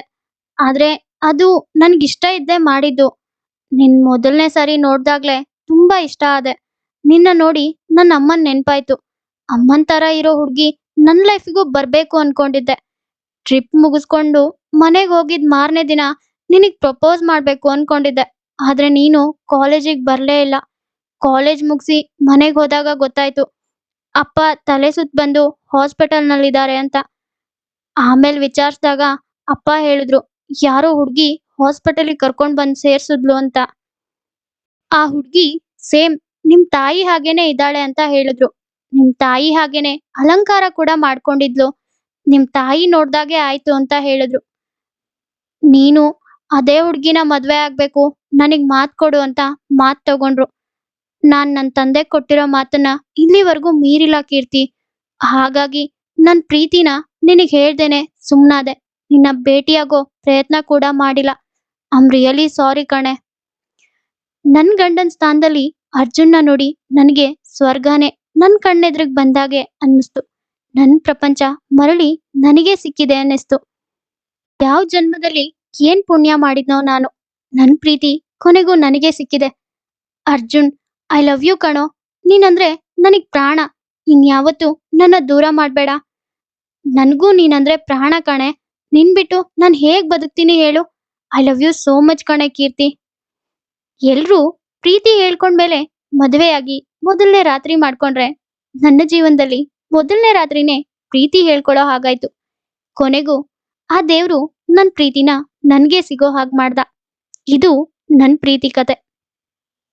ಇವತ್ತಿನ ಈ ನಮ್ಮ ವಿಡಿಯೋ ನಿಮ್ಗೆ ಇಷ್ಟ ಆಗಿದ್ರೆ ನಮ್ಮ ಚಾನಲ್ನ ಸಬ್ಸ್ಕ್ರೈಬ್ ಮಾಡ್ಕೊಳ್ಳಿ. ಹಾಗೆ ಪಕ್ಕದಲ್ಲೇ ಇರೋ ಬೆಲ್ ಐಕನ್ನ ಕ್ಲಿಕ್ ಮಾಡಿ ಆಲ್ ಅನ್ನೋದನ್ನ ಸೆಲೆಕ್ಟ್ ಮಾಡಿ. ಹಾಗೆ ಶೇರ್ ಮಾಡಿ, ಕಮೆಂಟ್ ಮಾಡಿ, ಲೈಕ್ ಮಾಡಿ. Thank you for watching.